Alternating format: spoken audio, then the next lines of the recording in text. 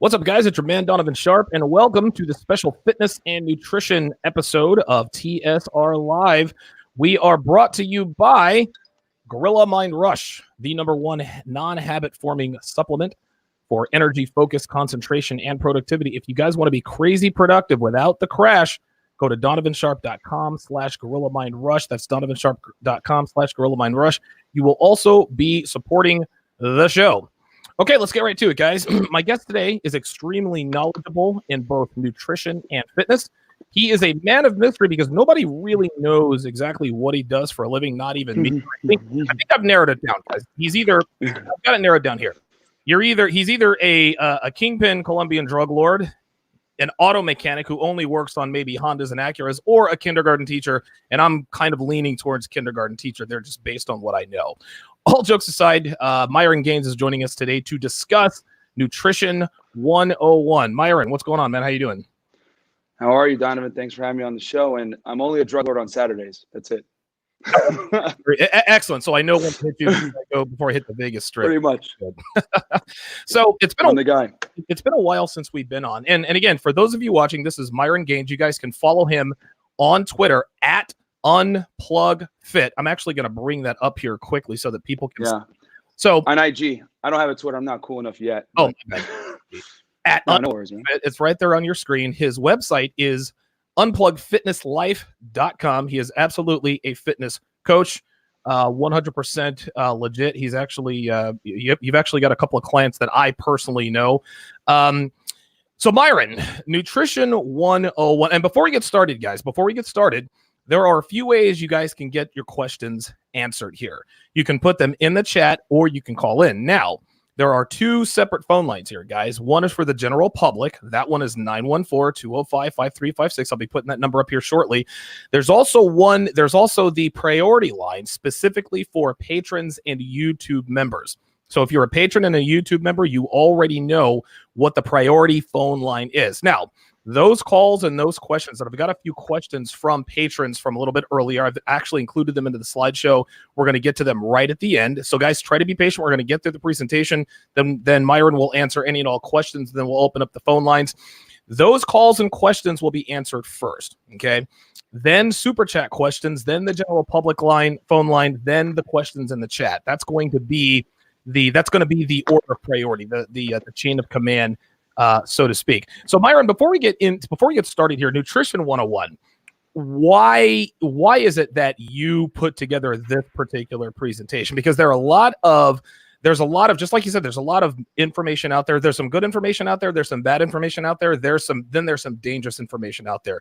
So what was the inspiration behind putting this Nutrition 101 presentation together? So, great question, Donovan. As you guys can see, Donovan runs a tight ship, which is why the show is so efficient and smooth. But long story short, I wanted to create something practical for guys to apply right away. Dispel some myths, provide some information on like basic nutrition, protein intake, what calories are, because it's amazing how people will say, "Hey, I follow a keto diet or I follow intermittent fasting," but then you ask them, "Hey, well, how many calories are in a gram of fat?" And they won't be able to tell you, And to me, I need those rudimentary basics. See, I know that. Sorry. The answer is 9 calories per 1 gram of fat. I now know that. I didn't know that. I didn't know that 6 months ago, but I do now. Go ahead.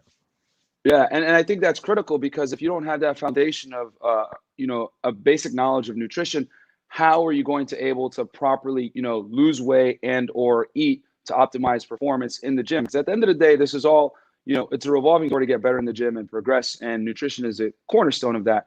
So I think it's very important to be able to tell guys the basics, and hopefully by the end of this presentation, guys will be able to walk away with something and know, okay, this is what I should be eating, this is what I should not be eating. And then also like dispelling some myths, that we're going to talk about here later. So, I took a bunch of studies, by the way, which are going to be in the reference box for you guys. Donovan, go ahead and put them in there for you guys.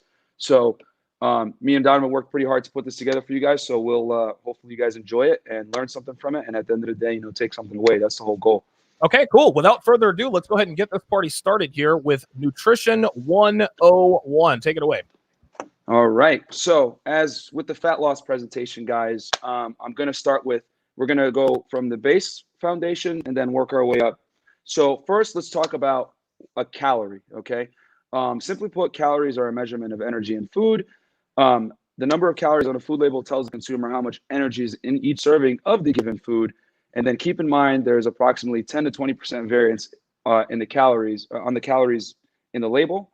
And calories are made up of 4 macronutrients, carbohydrates, proteins, fats, and alcohol. Okay. Alcohol is a macronutrient, but we won't talk about it in this presentation. That might be another episode for you Okay, guys. I was gonna say we're getting there, right? Oh, whoa, wait a minute. Booze is a macronutrient. All right, now it started. I'll drink to that, right? Right, exactly. So next, the next slide, we're going to talk about macronutrients. Now that we know what calories are made up of, proteins, fats, and carbs, we're going to talk about macronutrients. So calories are made up of proteins, fats, and carbs, as discussed earlier. Carbs are the body's primary source of energy and contains 4 calories per gram. Protein is the building block of the body and lean body mass and contains 4 calories per gram. Fat, important for hormone regulation and other vital functions, 9 calories per gram. Now that we know what calories are, and now that we know what makes up calories, let's talk about the importance, the most important macronutrient. On the next slide. Protein.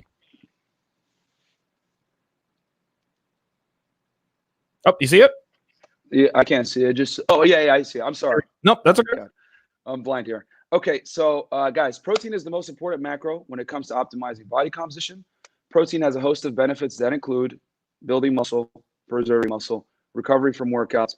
It has the highest thermic effect, which is a fancy way of saying your body burns more calories digesting protein than any other macronutrient, just by digestion alone. And then number 5, it's the most satiating macronutrient. So in other words, if you eat 8 ounces of chicken breast, you're going to definitely feel more full than eating a bag of candy, and that will make you less likely to eat more, and it's also lower calorie if you're eating like lean proteins and stuff. So it's by far the most satiating macronutrient. So on the next slide, we're going to talk about how much protein should you consume. So there's many answers to this question. Sorry, go ahead, Donovan. What was that? I was going to say, here we go. This is where we start to get a little bit of deviation in terms of mindset, because I've heard many different things. Is it 1 gram of protein per pound of body weight? Is it 1.5, 1.25? How do we decipher this?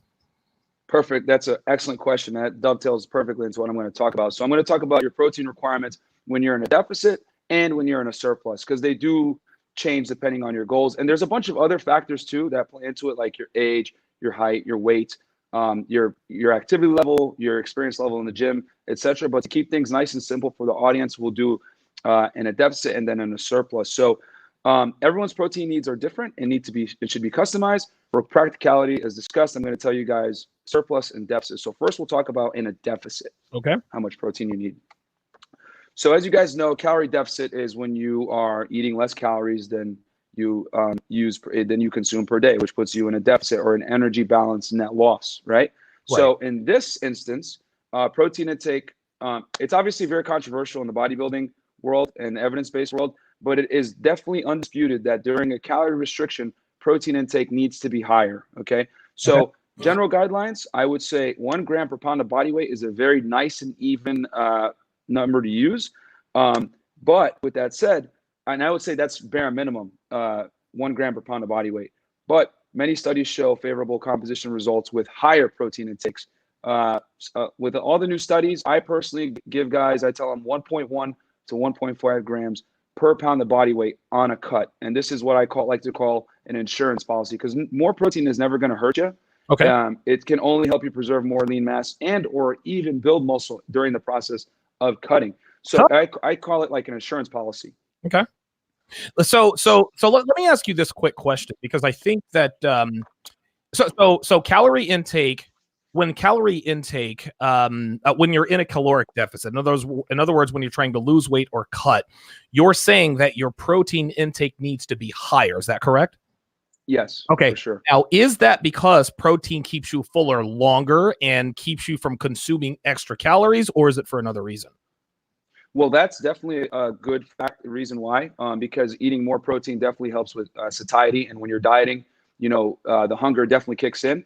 But I would say from an aesthetic standpoint and also from a performance standpoint, it helps you retain more lean body mass on a cut. Because as soon as you go into a cut, now you're so when you go into a calorie deficit, your body goes into what I would call a battle of muscle protein synthesis versus muscle protein degradation.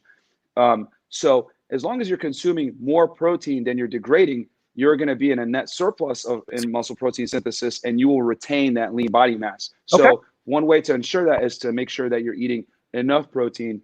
And in other words, I would say, it's better to overshoot it as an insurance policy. But that's a great question. But yeah, I would say mostly to preserve the lean body mass you have, but it also helps 100% with satiety when you're dieting, especially when you're low calorie. Right. So again, just for review, if you're going to miss the mark, so to speak, it's better to miss the mark going over on protein rather than going under on protein. Absolutely, especially if you're dieting and optimizing body composition is your goal. And just as a caveat for everybody here, we're talking about optimizing body composition to look good and feel good. Obviously, when you cut, you are going to feel worse. It just happens when you go into low calorie and you get very low body fat. And like all these guys in these pictures, like I'll tell you, man, when you're very lean, the better you look on camera, probably the worse you feel. When you get into like sub 7% body fat. Wow, Myron, this is new information. I did not know that. I remember reading, and I forgot where I read it, one bodybuilder, and I don't know if it was Ronnie Coleman or Phil Heath. I don't remember which one it was, but I remember I saw on a blog he was fielding questions from people in terms of your health during, and we're talking about bodybuilders. That is a whole nother arena. But I remember him saying bodybuilders, when a bodybuilder is in contest shape, like when he walks out on the stage, he is actually nutritionally very unhealthy and clinically obese, so to speak. Obviously, we know that obesity is an epidemic, but you got Ronnie Coleman. He's probably, if you're looking at your screen, guys, on the top middle picture, that's Ronnie Coleman. This is the 8-time Mr. Olympian champion. What differentiates Ronnie Coleman from all of the other Mr. Olympians is that he was in the high 290s, low 300s in weight, down under 1% body fat. Those guys say that, listen, bodybuilders look great, but when they're in contest shape, they are very unhealthy. Is that similar to what you just said in terms of, hey, when you're really leaning out, when you're at sub 8, sub 7% body fat, that's when you feel the worst? Is that the reason why? Yeah, for sure. When I did my experiment and I got fat in 2015 and I lost the weight, I took about 7 months. I got down to somewhere right around 7% body fat or so. And yeah, I'll tell you, man, your libido suffers. You get irritable. You just have low tolerance for things. Energy levels are low. You try to preserve as much energy as you can. Your gym performance suffers. So all these things kind of culminate into one huge angry ball when you're dieting and when you're super low body fat. That's why it's not sustainable. The guys, when they step on stage, they're only looking like that for a short period of time, a couple hours. So, that's definitely not, that's just the highlight reel, not the everyday. So, but yeah, obviously it's good to be sub 10% body fat because, you look good and then you can still feel good at that level. But once you get sub 7 or so, that's when you really start to feel the negative effects of dieting. So especially if you've been a long-term dieting. So that's where there's a bunch of good strategies in there, like diet breaks, reverse dieting, having refeed days, all these strategies you can implement to kind of circumvent the negatives of long-term dieting. Okay, so as long as you're so you're looking your best when you're optimizing body competition. Well, I don't know really. When you're optimizing body composition, you want to stay between. If you have a goal, you want to stay between 10 and maybe 8% body fat before. Because to me, and again, correct me if I'm wrong here, 8, 9, 10% body fat. That's the best you can look, and the best you can feel when you are looking like that. Does that make sense? I would say, yeah, for most people, somewhere between 12 to 8% body fat, you're going to look pretty damn good. You're going to still be able to feel good. And, because everybody holds body fat differently. There are some guys that can be at 6% body fat and feel amazing. But I would say for most people, somewhere in that 8 to 12 ranges, you're going to be pretty lean, look pretty good, and still be able to like enjoy feeling good as well, without feeling like crap. So the next slide is we're going to talk about protein intake during a calorie surplus. So in a calorie surplus, protein requirements are a little bit more lax. I would say 0.8 to 1 gram per pound of body weight is appropriate. Protein intake is more flexible in a calorie surplus. Okay. This is because a calorie surplus inherently creates a more anabolic environment, aka anabolic means muscle growth. and is more muscle sparing versus the calorie deficit, creating a catabolic muscle degradation environment. So that's in a calorie surplus. Obviously, protein requirements come down. It's not as critical as when you're cutting and you're fighting to maintain that lean tissue, Right. through proper training and then high protein intake. Okay. So next we're going to talk about micronutrients. Here we go. One of my favorites. There we go. One of my favorites. So micronutrients are imperative to optimal health and gym performance. Real food is the best way to get your micronutrients in. Vegetables, fruits, and other whole foods are the best source of vitamins and minerals. A multivitamin is suggested to hit any blind spots in nutrition. Most people are deficient in the following minerals and micros: vitamin D, zinc, iron, and vitamin E. Yes. But vitamin D and zinc play the most important role in testosterone, obviously a very powerful anabolic hormone. Mm-hmm. And then just to give you a quick thing, vitamin D is critical for fighting infection, boosting the immune system. Zinc helps develop new cells within the body. Iron plays a vital role in the transport of oxygen throughout the muscle tissues. Vitamin E basically is a good antioxidant and also helps with cardiovascular health and immune function. And in short, guys, without going into the science of it, eat more kale, eat more spinach, eat Brussels sprouts, green leafy vegetables, your blueberries, eat your fruits and vegetables. Damn it, just do it. I'm always amazed at how few people eat fruits and vegetables, and they say, "Oh man, I feel like crap," or they're not recovering appropriately in between workouts, or not getting better in the gym. And your nutrition is very important to progress in the gym. And vegetables and fruits they're required, guys, if you really want to optimize health and performance. Okay. Let's see. I actually so the micronutrient intake, something you said really piqued my attention, and that's recovery. Recovery obviously is the key, and recovery is something I think, Myron, that a lot of men ignore when it comes to diet and fitness. To me, recovery is one of the most important elements, because if you can't recover, you can't perform. Now, you just talked about the fact that fruits, vegetables, clean foods, that helps to aid in recovering, healing up the micro tears. What are some of the best strategies that guys can use to get their micronutrients? Because just like you said, people don't eat fruits and vegetables, especially your leafy greens. What are some solutions that you can recommend? So to get your micronutrients in, I know a lot of guys hate vegetables. Am I coming in clear, by the way? Yeah, you're coming in loud and clear. Okay. All right, awesome. I didn't want to sound choppy. Nope, good. So one of the things that I do to help me get my micronutrients in, and I know a lot of guys despise vegetables and they hate it. You can make a smoothie, right? And one of my recipes is I put 2 bananas in there, a couple scoops of protein powder, and then I put a couple scoops of protein powder. Then I put a whole crap of spinach and kale in there, and then I pretty much blend that up. And the bananas actually wash out the taste of the kale and the spinach, so it helps. It helps the shake be a little bit more tolerable for people that hate vegetables. Good. So, yeah, I mean that's one way that I do it. Yeah, I was going to say I also would highly recommend juicing. I actually have a very high tolerance for green juice. It doesn't taste great, but I can tolerate it. Got a comment on Twitter. Jameson_AMG says, "Bro, don't even lift though." So if you're watching your screen, this is Myron Gaines, lift weights, about to lift, right? So this is exactly what happens, guys, when you come into my chat and you're trying to troll, right? I don't know, Myron, I'm a little confused. What is happening on the screen is lifting weights. Am I wrong? No, that was just me and my friend talking about Gossip Girls. Oh, great show, by the way. My mistake, Jameson AMG. You are absolutely right. Myron Gaines absolutely does not and will not lift weights. Hashtag fuck out of here with that nonsense.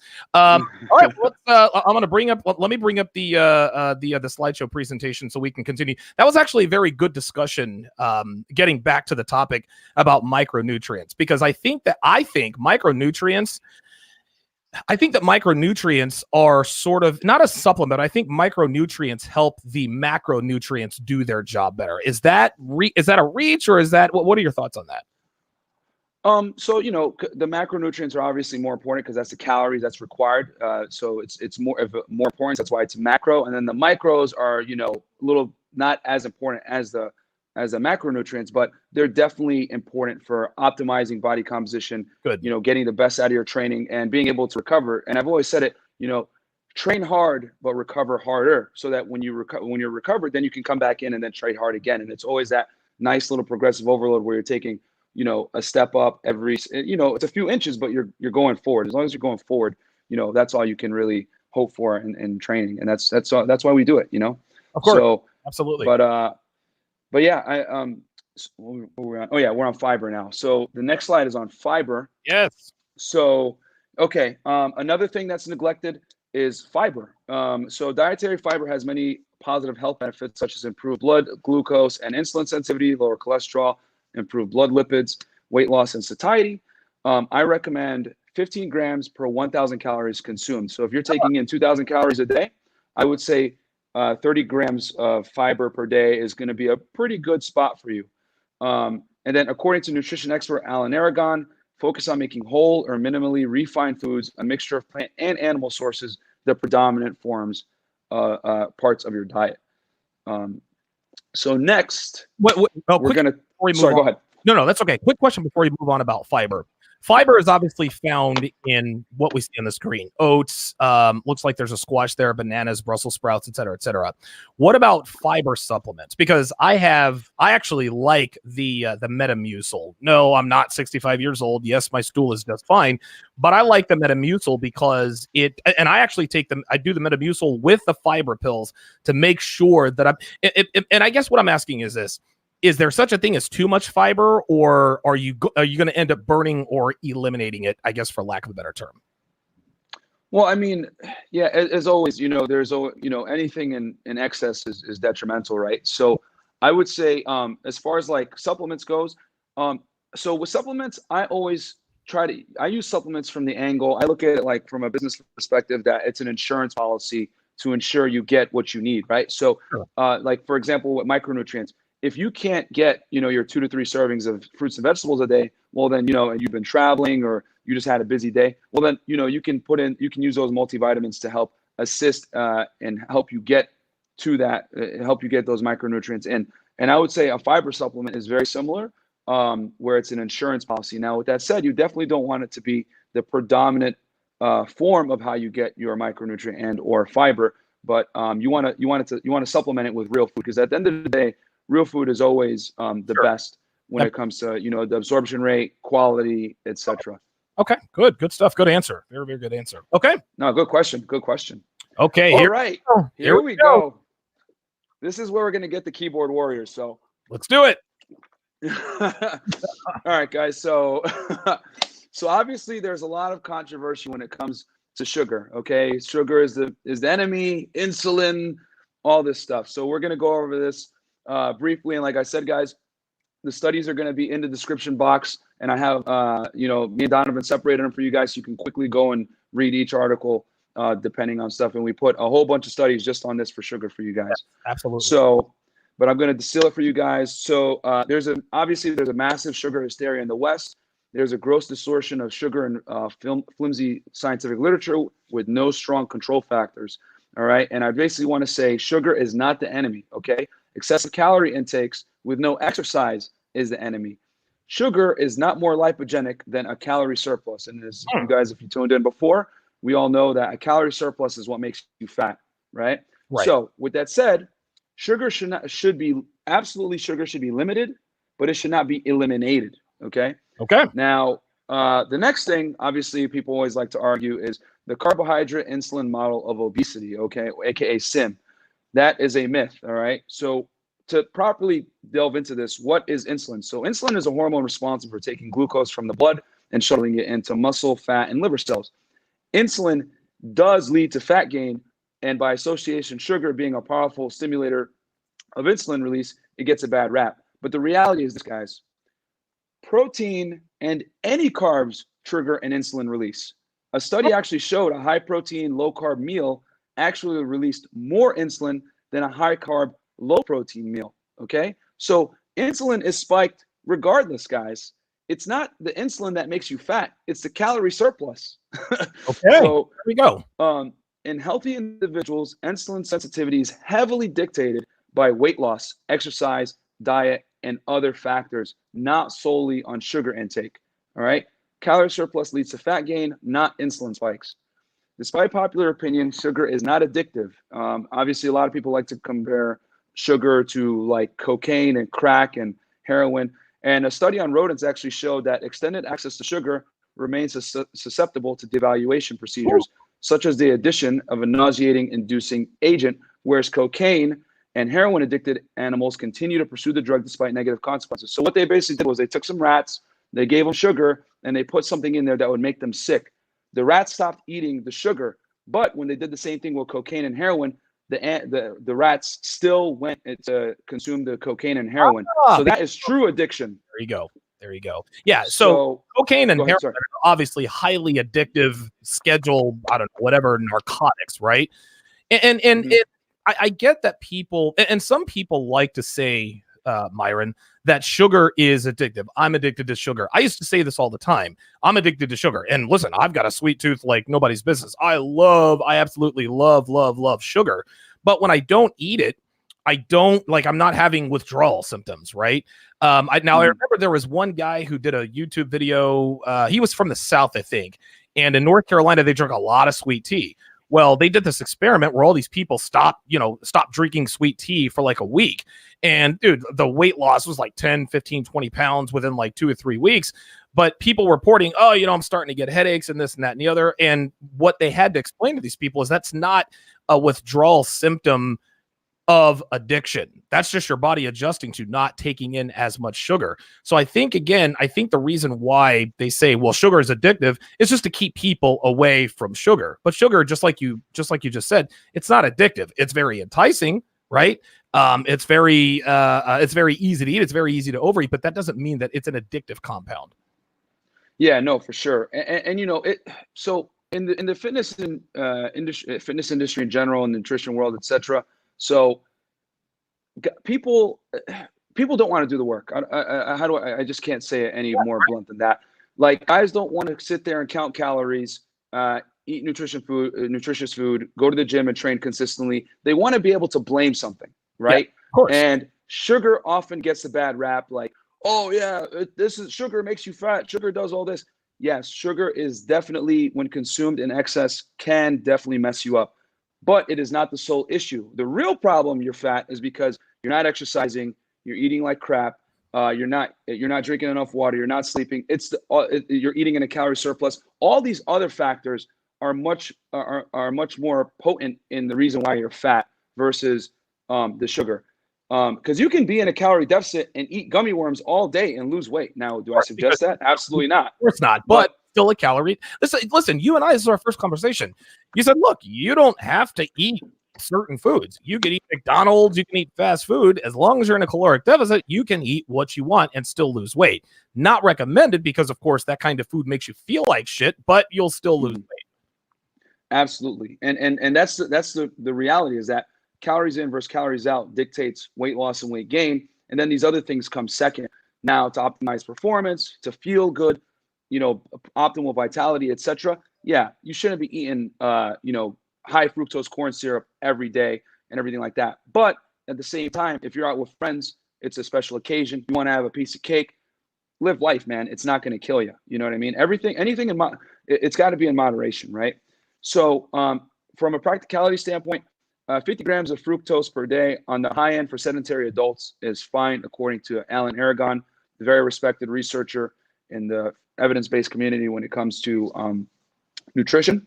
So to basically sum up this slide, guys, sugar isn't the enemy, insulin isn't the enemy. It's a calorie surplus and a sedentary lifestyle that is the enemy.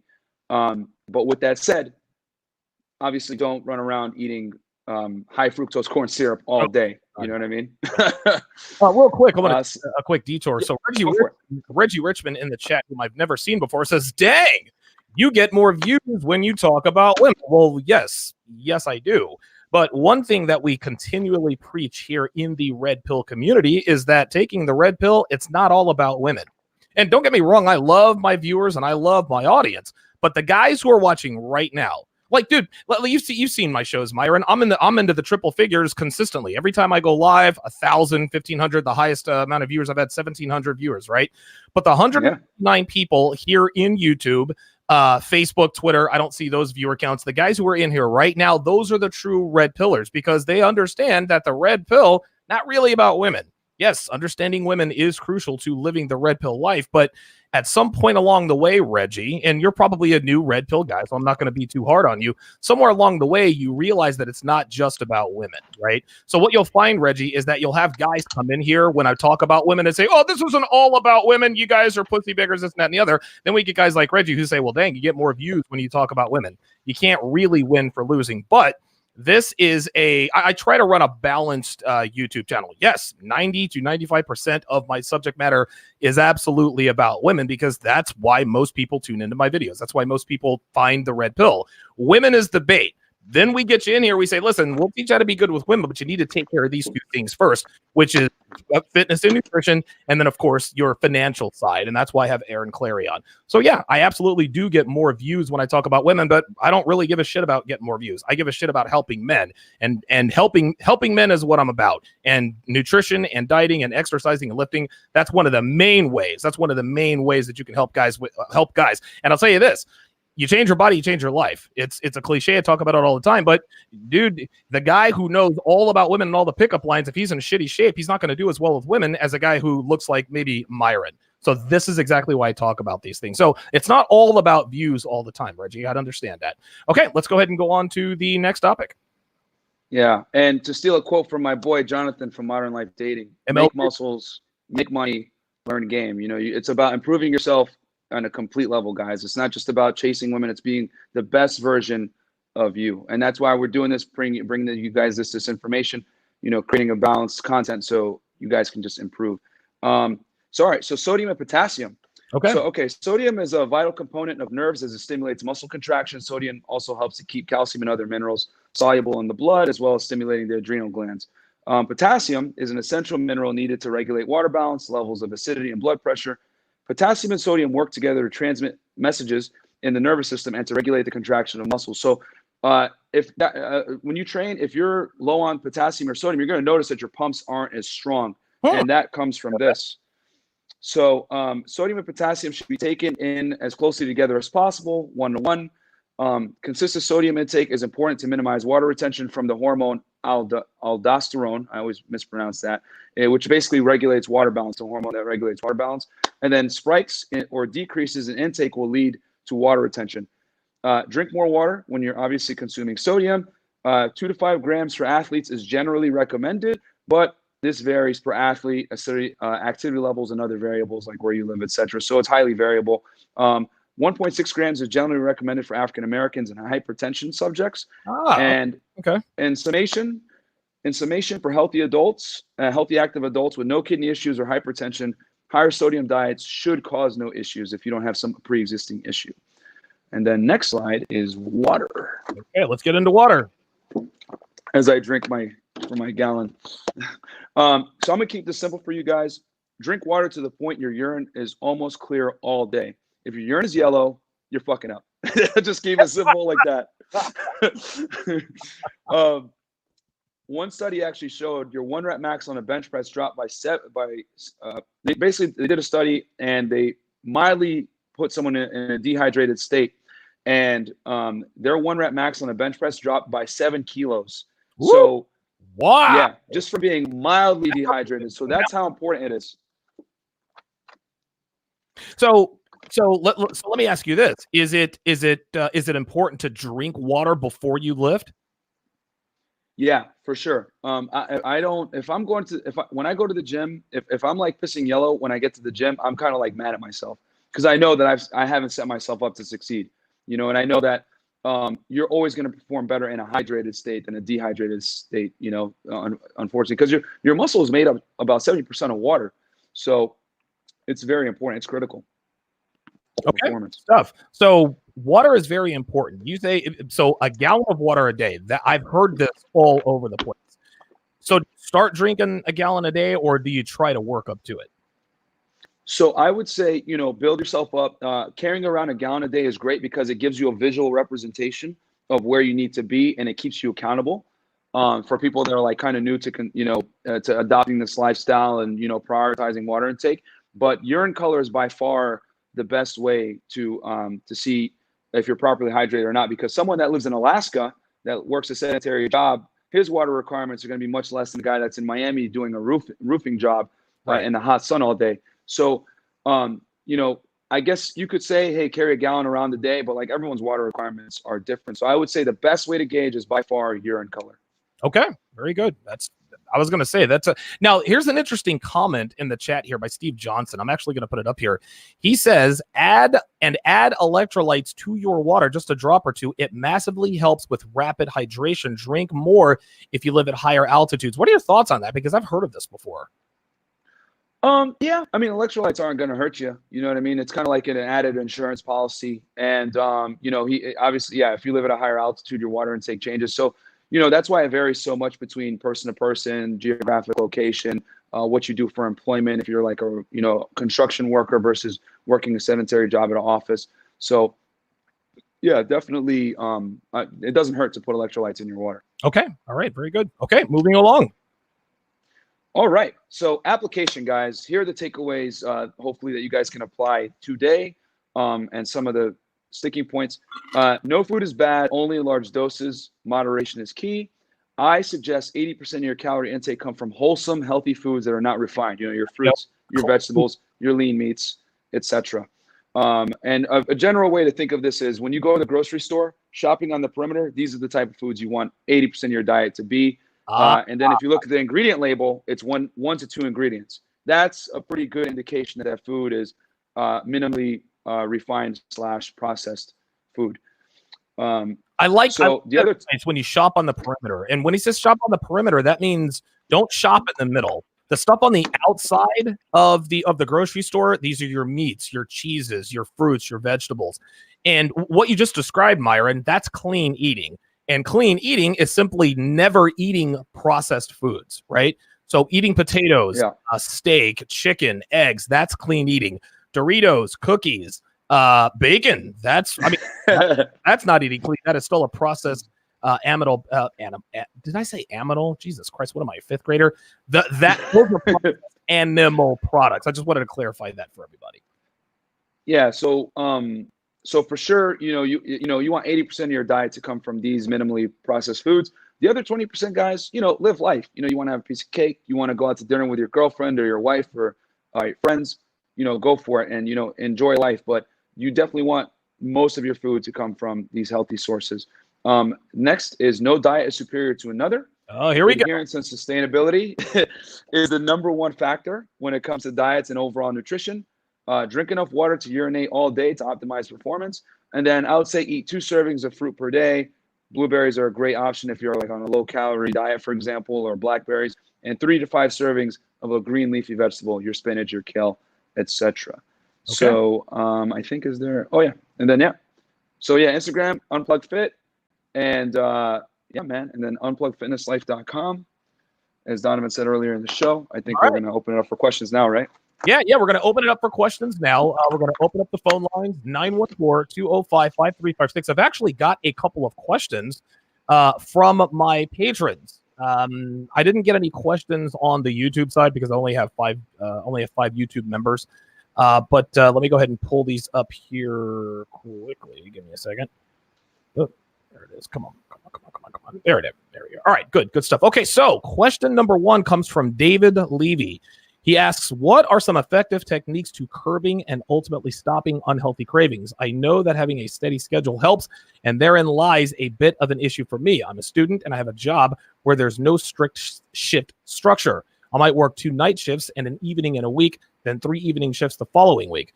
There are better weeks than others, but sometimes assignments pile up, and I find myself backsliding. My name may be used. Okay, so you get this question, I would imagine, and area code 443, I see you on the line. I'm going to get to you in just a second.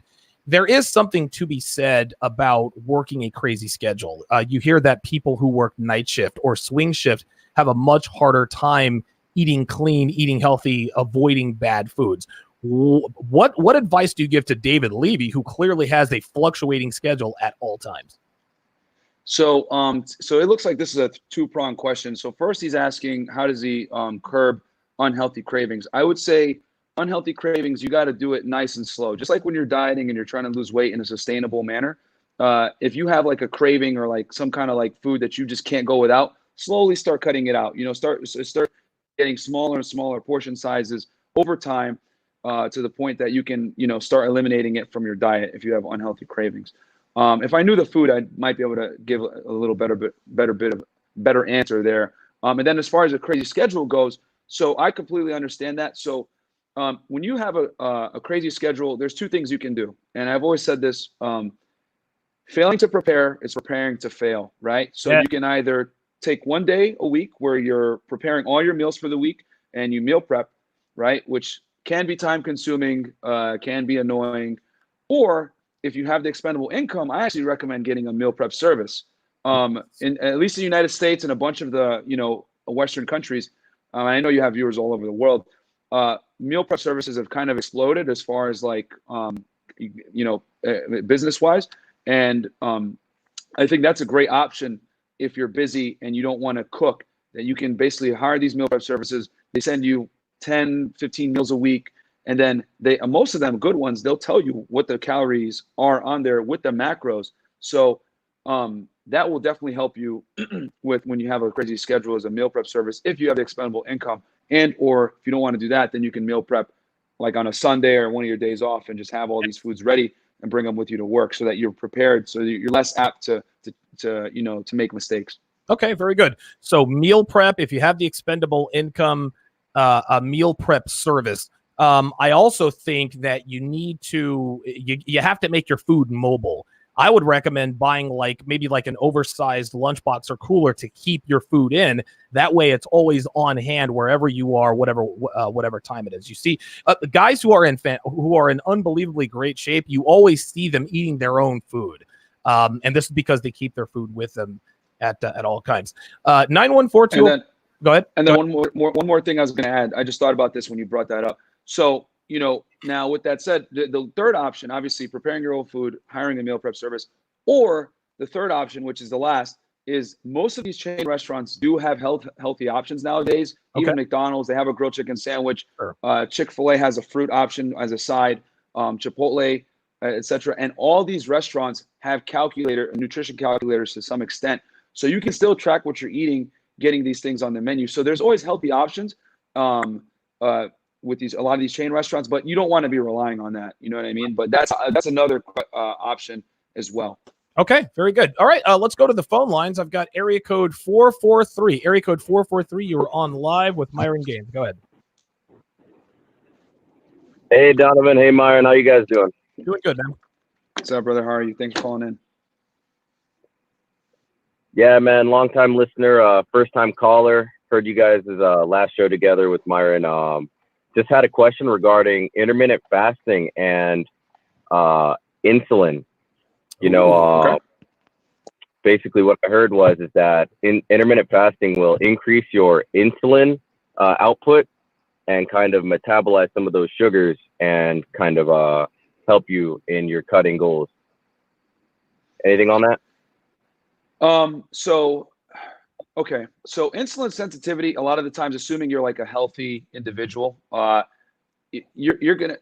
sensitivity is heavily dictated on, training, how fat you are, like your body fat percentage, etc. So someone that tends to be leaner is going to be more insulin sensitive than someone that's like obviously morbidly obese, right? So intermittent fasting, intermittent fasting is a tool, right? It's not like a fix all solution. Why I like intermittent fasting is that I don't personally do it, but I think it's a great strategy because it helps people restrict their calories without trying too hard. If you're only giving yourself a 6 to 8 hour window to eat, you're going to be less prone to eat a calorie surplus, thus get fat, thus be more insulin resistant, etc. So it helps you build good habits when you put yourself in a certain eating window, which helps a lot of people because it helps them like mentally focus on staying in a calorie deficit. But being in a normal calorie restriction versus intermittent fasting, it's not going to really make a huge difference on your insulin sensitivity, which is, I think, what you're trying to ask when you're talking about insulin, correct? Is that what you're asking about, insulin sensitivity, caller? Yeah, that's exactly what I was asking. And to you guys' previous point about the best, the guys in best shape carrying their own food. Yeah, that's 100% true. One of the guys who's most religious about going to the gym, he eats 6 times a day, and it's all food that he makes at home. There you go. That's right. And he has it with him all the time, doesn't he? That's right. Absolutely. Absolutely. Well, thanks for the call. Area code 443. Yeah. Again, just to sort of echo what he just said, that's exactly correct. The guys who are always in the best shape have their own food. I saw Myron at the 21 convention, had his own food, had a banana, protein bars. I mean, it was the whole nine. So these are just the habits that you have to get into. And I know that starting out, it can be a little bit, I guess, a little bit of a nuisance. It can take some getting used to, but if you do it long enough, it becomes second nature to the point where if you don't have your own food, you kind of feel guilty. Holy shit, I don't want to eat anything out of the vending machine. I gotta, run home or get something done here. Absolutely. All right. So area code 404, I see you on the line. I'm going to get to you here in just a second. I want to go to our next Patreon question. This comes from Pimped Out Geese. That's actually pretty good. Pretty good name. He says, "Hey, Donovan and Myron, I'm a big guy looking to lose some weight. I've lost weight before, but got complacent and most of it returned. I just recently started getting my ass off the couch, but this time I'm trying to incorporate weight training in my routine. I'll try to keep this quick. My routine is 30 minutes of high intensity interval training 5 days in a row with strong lifts program 3 out of 7 days with a day of rest in between those weightlifting days. I've also been using an ECA stack that's ephedrine, caffeine, and aspirin stack with good results last time, and I'll be using it again this time. So my questions are these. Should I focus on weight loss primarily? Number one, how do you feel about strong lifts if you are familiar with it? Are there any lifting routines or programs that you mentioned? Your thoughts on the ECA stack? Okay, he's asking a lot of questions. There's a lot to unpack there. So let's answer his first question. I don't know that we're going to be able to answer each and every one of these. And I think his last question probably is probably the best one. He says, how do I get a hold of you if you'd like a consultation? Because that's probably what he needs at this point. So what are your initial thoughts on this? Let's talk about the ECA stack. Yeah. Yeah. So So first, he mentioned that he's doing 30 minutes of HIIT 5 days a week in a row with strongman lifts. Yeah, that's a little bit too much HIIT, man. I wouldn't do HIIT more than twice a week, because if you're doing it properly, that it's very taxing. I would be doing that, and it depends also. Are you like cutting? Are you trying to lose weight? Are you trying to build muscle? Well, I think he's trying to lose weight, and this is a trap that I fell into. When I was at my heaviest, I said, I gotta lose weight, and I did all kinds of cardio, and it worked. But then you hit a plateau, and you literally cannot lose another pound of weight. And to sort of echo what you've said earlier, just to sort of give Pimped Out Geese a little bit of advice. Just like Myron says, cardio activity should be a supplement. Okay. If you are looking for optimal body composition, clean eating and lift heavy, those will lean you out quicker than doing 5 days, 2.5 hours every week of high intensity interval training. Because, when people are overweight, our first instinct is to run, cardio. I want to be thin. And that's just not the way it works. If you really want to concentrate on weight lift or on weight loss, which he really means to be optimal body composition, then you really have to focus on weight lifting and then just use cardio as a supplement. What are your thoughts on that? Yeah, I mean, let the weight training and the calorie deficit do the work. I think a lot of people make a common mistake where, okay, it's January 1st, I'm gonna start working out. I'm gonna go to the gym 5 days a week. I'm gonna run every day. I'm gonna lift every day. And the reality is, you don't got to do all that, man. Start slow. If you don't go to the gym at all, start going 2 to 3 times a week. Put yourself in a slight calorie deficit and don't do cardio in the beginning, because you want to basically do the least activity required to still induce fat loss. Because down the road, because here's the thing, like we've always talked about, Donovan, plateaus are like taxes. They're coming. No matter how, no matter what you do, plateaus are going to come, because the body's an amazing thing that basically adapts and acclimates to any stimulus that you give it. So you want to give it the least stimuli required to get the desired effect of weight loss. So when you bust your load too early, well, now you've basically effectively, limited your options down the road in your training options to, continue the journey. So, you always want to start out slow and then build yourself. And then also for adherence reasons and sustainability, it's better to do things slow. And then so his questions were, he asked a bunch. So ECA stack, caffeine is good. Nothing wrong with caffeine. I've never used the ECA stack. I just drink whether it be a regular pre-workout or ECA stacks are very effective, especially to sort of give you that jump start. There are, and I've heard of bodybuilders using ECA stack, ephedrine, caffeine, and aspirin. It works it works very, very well. Big thanks goes out to Nonstop Dre 360, who became TSR Tower's newest member. I appreciate that, Nonstop Dre 360. ECA stacks, I've done them before. As far as lifting routines, listen, I am a very strong proponent of strong lifts 5x5. I live by it. I swear by it.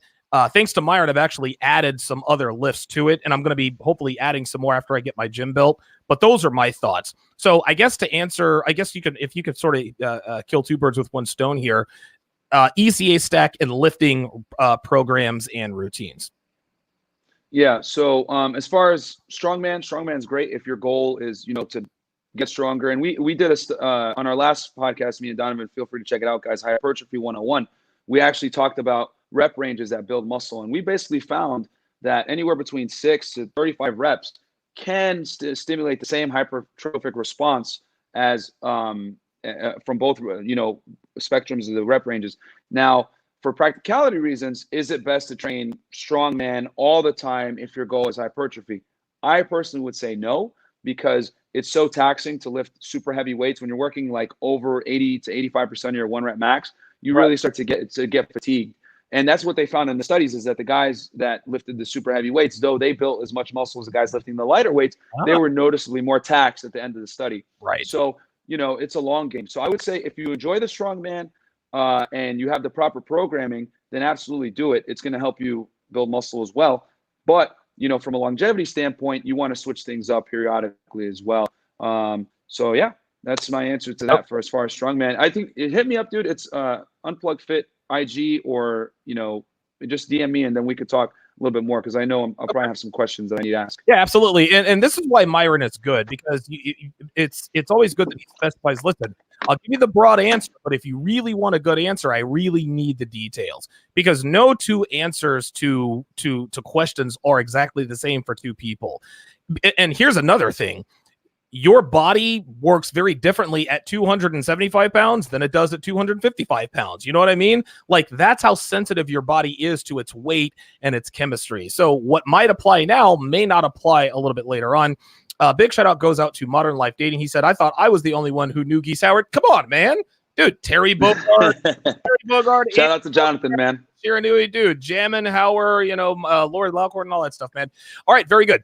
So shout out to MLD, who is in the chat today. Let's go to the phone lines. Let's hit area code 404. 404, you're on live with Donovan and Myron. Go ahead. Hey, what's going on, guys? How are you guys doing today? Doing good. What's that, man?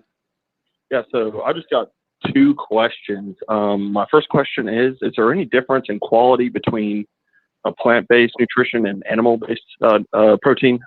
Plant-based versus animal protein? Good question. That's an excellent question, man. So as a vegan, and I want to put this out there, as a vegan, you can still build muscle and look great. Okay. There's no, you can absolutely still look phenomenal as a vegan. Now, with that said, though, a lot of plant-based proteins aren't complete. Okay. And a lot of them miss one of the key BCAAs, AKA leucine. So typically guys that are on vegan diets need to get mixed types of protein, your pea protein, plant protein, etc.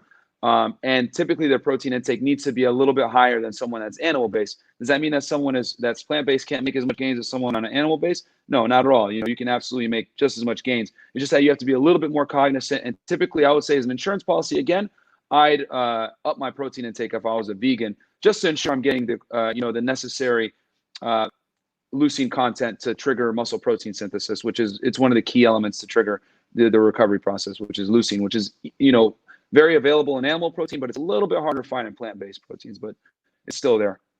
Okay. Caller, let me ask you something, because you asked a very specific question. And I've said before I actually said it the last time Myron and I were on. I'm actually going to be, I'm going to be doing and I'm going to document everything here, guys, just so that we all know. I'm going to go on a plant-based diet right at the beginning of this year. I'm going to get my blood tested on either December 30th or December 31st, and I'm going to go on a plant-based diet. Now, the reason I'm doing this is because, of course, I watched the documentary the Game Changers. And I'm not doing this. I'm not going. Number one, it's not vegan. I'm not going vegan. I love leather shoes and I love delicious animals. I'm not Mr. fucking, PETA guy. I'm not doing this for morality purposes. I'm not doing this because some scientific study said that gladiators, were on plant-based diets. No, the reason I'm going to do this is because in that documentary, I saw guys who looked like I want to look telling me that they don't eat meat. I saw a heavyweight boxer that went toe-to-toe with Vladimir Klitschko. I saw him. He's plant-based. I saw a former NFL defensive back who's 60 years old, who's actually in better shape, if you can believe, than Myron. I saw a strong man on there who's flipping over cars and picking up like 4 people on like an egg yolk walk or whatever, the yolk or whatever the case may be, setting world records, lifting 1,200 pounds and all this other kind of stuff. That's the reason I'm doing it, right? I said, wait a minute. Those guys are big and strong. They look great. They look lean. They look young. They feel great. So I want to see if this works for me too. I'm not doing this because of any scientific study or anything like that. No, when somebody looks the way I want to, and I find out that a major component in the way they look is a plant-based diet, I'm inclined to try it. So I'm going to post my blood test results at the beginning. And then after 90 days, I'm going to post my blood test results after 90 days. And then I'll give you guys my conclusions after that. So area code 404 is, are you thinking about doing a plant-based diet? I'm actually, I've been cutting back my meat consumption ever since I've been looking into it as well. How about that? How's it going for you so far? What differences are you seeing? Mainly like digestion. I feel like everything passes by a little bit easier in my stomach in terms of, because I used to eat a lot of meat. Meat used to be the primary, the biggest thing on my plate, and then just a little side of vegetables or something like that, or rice. Okay. So I've noticed like better digestion. Okay. That's first. Okay. All right. Any other important changes that you've noticed thus far? And again, this is all strictly anecdotal stuff. I'm not saying that a plant-based diet is or isn't superior. I'm doing it because I want to look great and feel great. I'm going to be 43 years old next year. The old ticker is not what it used to be. I used to look like Myron, if you guys can believe it. And if I want to look like Myron, I need a little bit more of an edge. And I think that this could be how it goes. Please continue. Yeah, so I'm 6'3", I'm about 200 pounds. So maybe I've cut a little bit of fat, maybe like a minuscule amount, just enough to tell. But like I said, I haven't seen any crazy changes. I still do eat meat. It's still, for the main part, it's it's almost the biggest part of my plate, like I said earlier. But yeah. Okay. All right. Good stuff. Well, thanks for the call, area code 404. So not to get off topic, Myron, but this is a very controversial type of subject. Listen, NYKia 31 says I'd rather eat a slab of steak than about 4 bowls of peas. You know what? So would I. But again, like I see these guys who look the way I want, and I hear about it digests easier. What are your thoughts on this? Because I think you said, hey, listen, I tried it for a little while, wasn't really for me. What was your experience? For me, it wasn't conducive to my personal success. The vegan diet, I don't knock anybody that does it. I think it's a viable option, especially because a lot of people do it for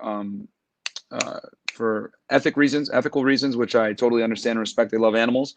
So, I mean, I did feel good doing it, but like I definitely lost lean body mass without a doubt. Okay. But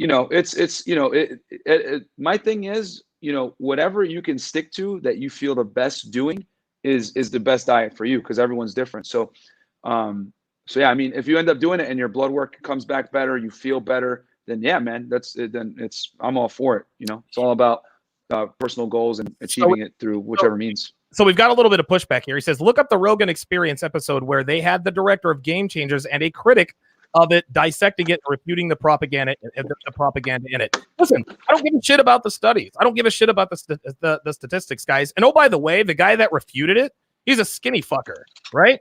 And again, to me, this is strictly looking good and feeling good. That's what this is to me. And I remember I watched another vegan propaganda type documentary called What the Health. That was terrible. I had a bunch of skinny guys who sounded like fucking women telling me you should be on a plant-based diet. I said, no fucking way. And at the beginning of Game Changers, I was the same way. They showed a female track cycler. They showed some guy who hiked the Appalachian Trail in like 15 minutes at the world record or some crazy number like that.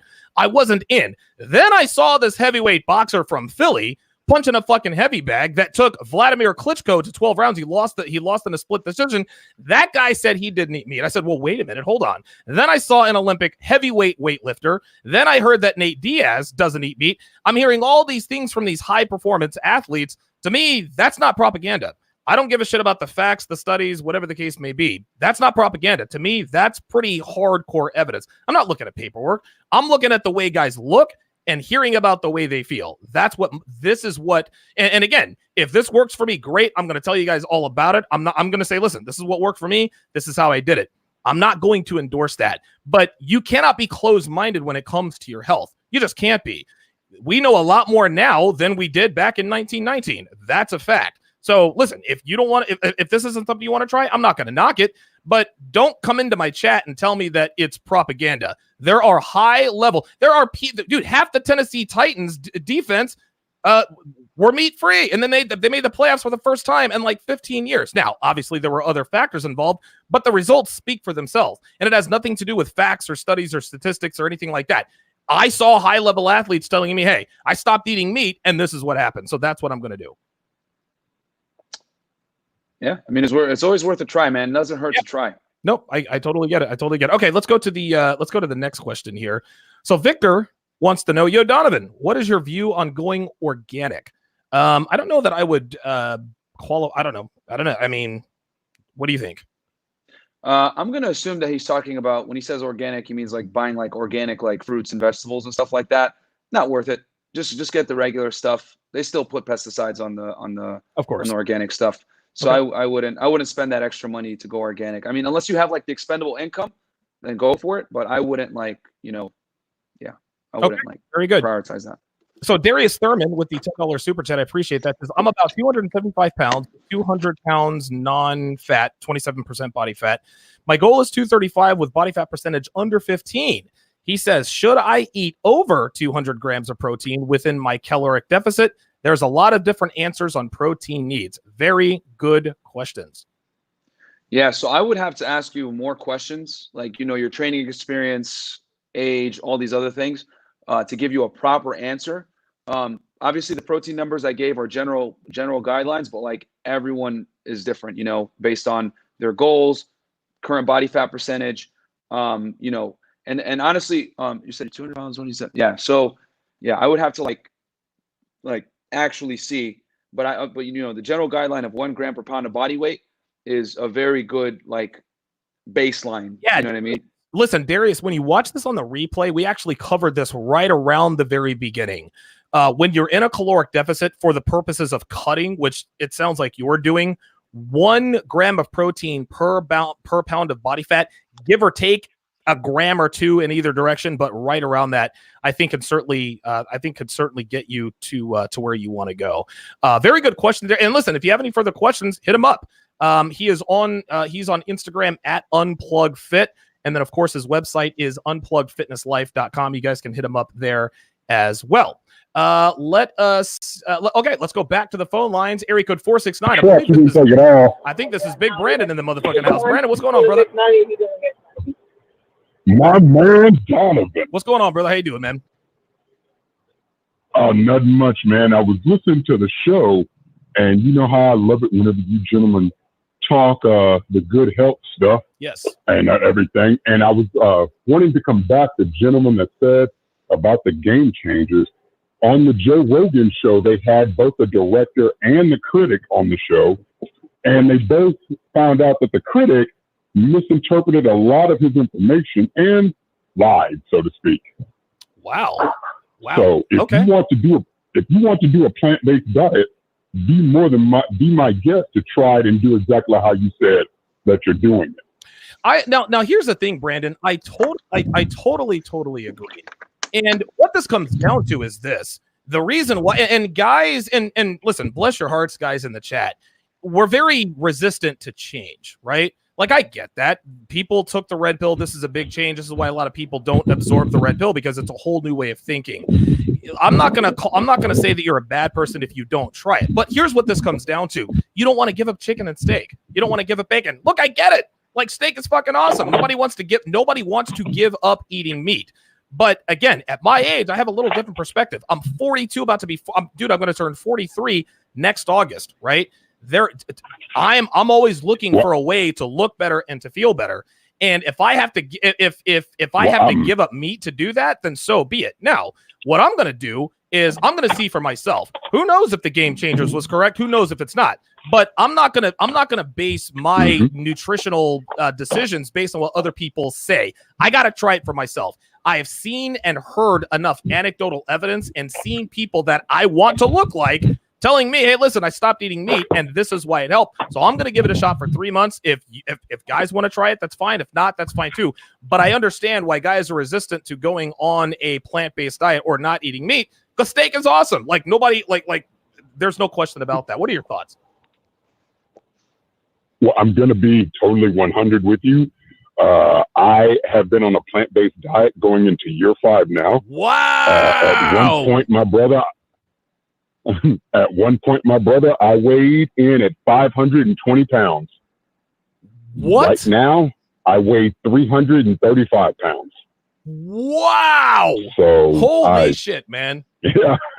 So you are on a plant-based, listen, you're on a plant-based diet and you don't, like somebody said in the chat yesterday, you sound like the final boss to pick a video game, right? Like you have this very deep, commanding voice. Well, of course, but people, one of the main reasons people say they don't want to go on a plant-based diet is because it's full of soy. You're going to lose testosterone. You're going to turn into a mamby-pamby. What say you? Well, I mean, they're more than welcome to try me if they would like to prove that theory. But my lips are still good. I do BJJ 3 times a week. I lift once or twice, and I do boxing. And my brother, I'm going to be 47. Wow. Holy shit, man. Unbelievable. Okay, good stuff, man. Listen, I'll give you the last word here, man. The last word is, as always, thank you for your content. Thank you, Mr. Gaines, for being on the show to educate people. Keep it up. And next Sunday, thanks, man. It will be We Them Boys or Fly Eagles Fly. Man, I'm going to tell you what, bro. Hey, listen, if the Eagles lose to the Cowboys, I'm not going to be on the air for like a month. I'm just going to go ahead and let you guys know that right now. Big Brandon, as always, thanks for calling in and thanks for that anecdotal thanks for that story, man. I think hopefully that'll help guys. Listen, if that convinces guys to try it, fine. If it doesn't, that's fine too. But it's good to see and hear that people, can actually give, anecdotal, evidence of this kind of stuff. I appreciate you calling in, man. Yes, sir. All right. Anytime. Big Brandon checking in from Dallas. Wait, 35 pounds. It sounds like he lost about. Looks like 200 something. Yeah, that's unbelievable. Big thanks to the Pimped Out Geese with the $10 super chat. He says, thank you guys for the answers. Awesome information. Here's to the tip jar. Myron, I'll be hitting you up soon. Nonstop Dre 360 says, how much do you both spend on food per week? This is a very good question. You first. So I do have a meal prep service that I use. I live here in Miami. So that costs me about $110 a week.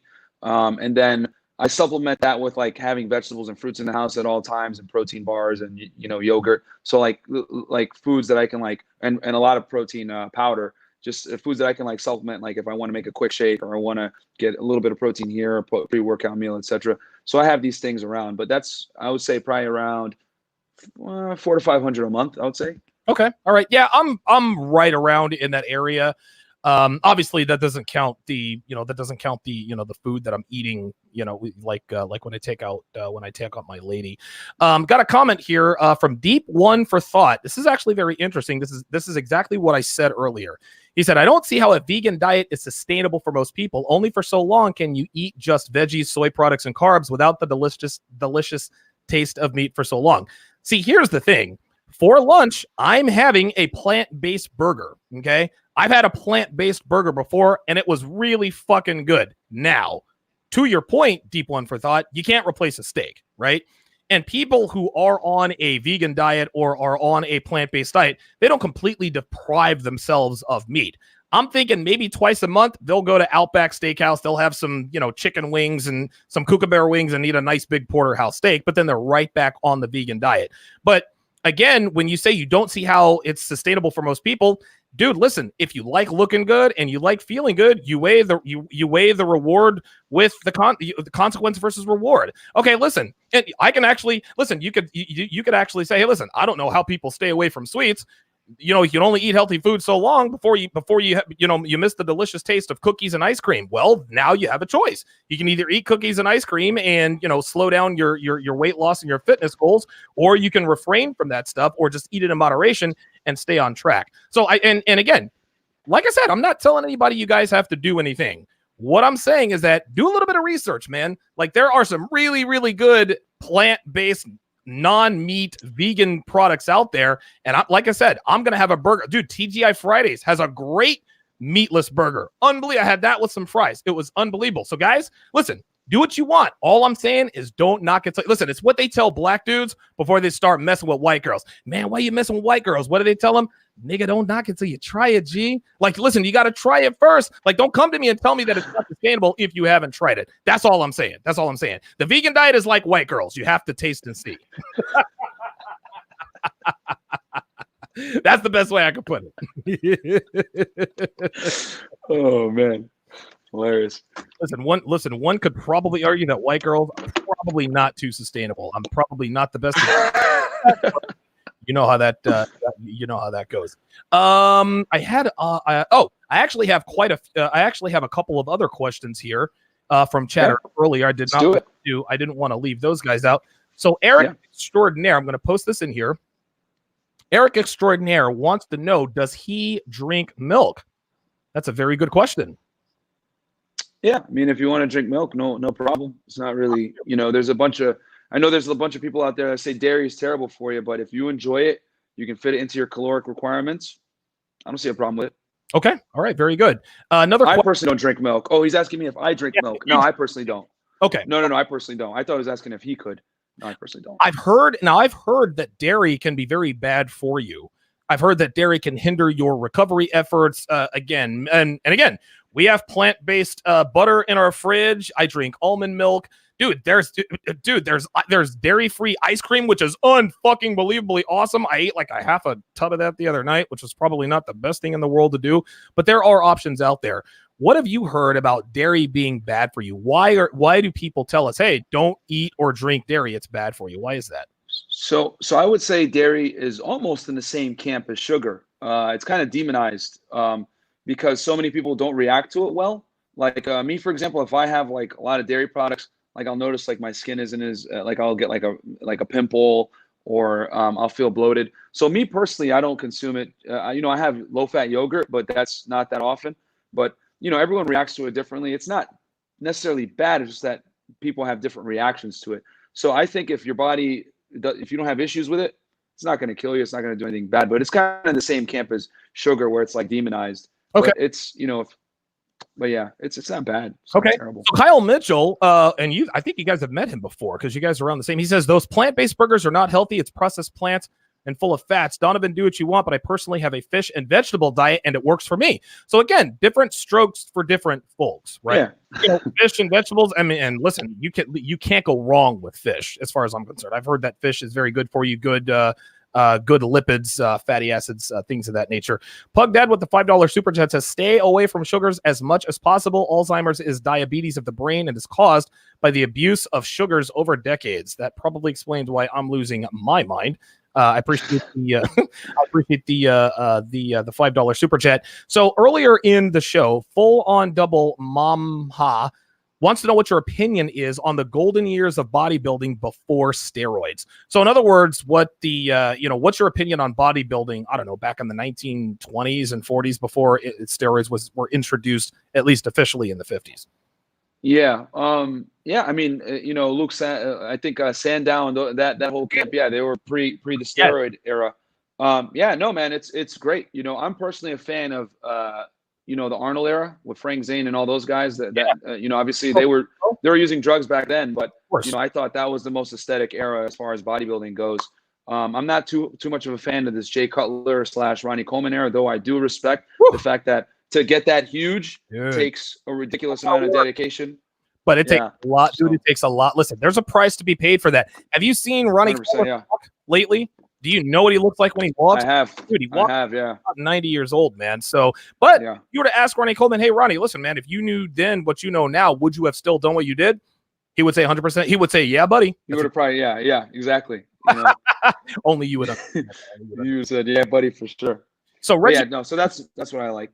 So Reggie Richmond wants to know, do you really need protein shakes for muscle growth? How about that? That's a good question. You don't. You can absolutely get your protein requirements in from food, which I think actually getting it in from food is the best way to go. But the problem is that for most people, it's tough to get in 200 grams of protein, plus without shakes. Like eating steak and chicken all day for over 7 to 8 meals, that's not practical for most of the population. So protein powder is just what I would consider a convenience food and helps you hit your macronutrient targets a lot easier, especially if your protein requirements are high. Okay, very good. Got another question here from Ashy Kneecaps, which is an interesting name. He wants to know how many ounces of a vegetable is defined as a serving? Typically, I would say 1 cup is normally what they would consider, or like a handful. So that's normally what they would consider. But to me personally, I'll eat half a bag of spinach a day at minimum. Just for that extra insurance. And then I'll take a multivitamin on top of that. Wow. Oh, and then your pee is still white? Dude, you're drinking like 3 gallons of water a day because, dude, like multivitamins turn your pee into like solid. Like, dude. They do. Oh, I take it before I go to bed, though. I take it right before I go to bed, the multi. There you go. Well, that makes sense. Because if I take it earlier in the day, then I won't be able to properly assess my hydration levels. How about that? So there you go. So you take the multivitamin, which turns your pee like, dude, it's like you got to put on fucking sunglasses. Yeah. If you get like Animal Stack or one of these, they're 100% going to make your pee yellow. So to circumvent that, I basically take it at night before I go to bed. So, that way I ensure I get my micronutrients in. It's at the end of the day, so I'm not like relying on it. So I'm like eating vegetables throughout the day and fruit. And then, then it also doesn't like, mess with my ability to gauge proper hydration. Okay, very good. So that's a little tip. Of course. Okay, I think that is going to do it. I don't see any other super chat questions. I don't have anybody else on the phone lines, and all of the questions have been answered as far as the super chat. Your closing thoughts on today's episode as far as nutrition and dieting are concerned? Well, first and foremost, Donovan, thanks for having me on the show as always. Guys, we're going to be doing this a little bit more consistently for you guys to bring you guys like fitness content, answering questions and stuff like that. Hopefully we'll be able to help distill a lot of this fitness BS, because obviously it's about getting the truth out there to you guys with evidence-based research. I know I give obviously a lot of this information is general guidelines, but like to get more, refined information specific to you, hit me up on Instagram or on my website to set up a consultation, because then I have an array of questions that I like to ask to be able to, give you a true customized answer to you. Because at the end of the day, anyone that's a good coach actually has to take in information and give you a product that's customized to you. No anybody gives you a cookie cutter answer all the time is probably doesn't know what they're doing. And yeah, man, I hope you guys could take something away from this. We're gonna put the studies in the description box for you guys so you can read through it. And I hope you guys enjoyed the show, man. That's pretty much it. I got one last question here from a Nonstop Dre 360. Says sure. He's 23, 6'1", 199 pounds, leaned and toned physique. I haven't had any carbonated beverages for over 10 years now. What are your thoughts? Hey man, if you don't enjoy, I mean, it's not going to kill you if you do introduce carbonated beverages. Because at the end of the day, a lot of these carbonated beverages, you can find them that are 0 calories. So it's not going to kill you. If you enjoy them, go for it. If you don't, you don't need them. But that's good stats. 6'1", 199.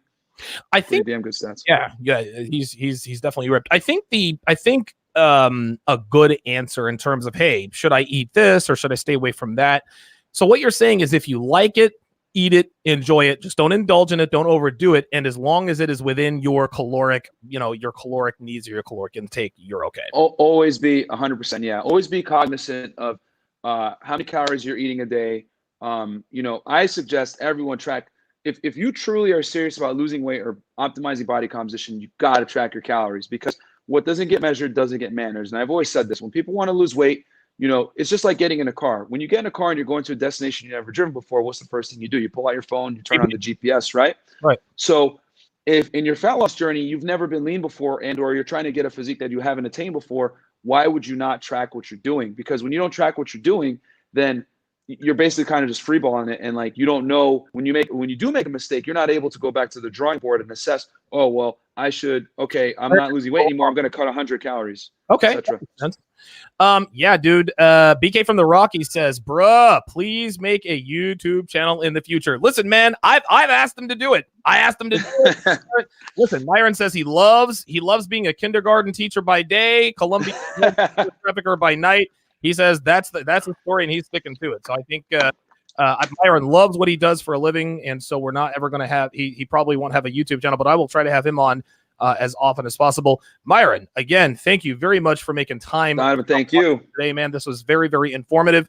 Like I told everybody, I'm gonna be posting my blood test results on my website. I'll probably put it on social media. It's gonna measure everything from top to bottom. After 90 days, we're gonna measure it again. I'm going to take pictures before and after the meat-free plant-based diet, and I'll give you guys my assessment from there. Until next time, guys, I will see you guys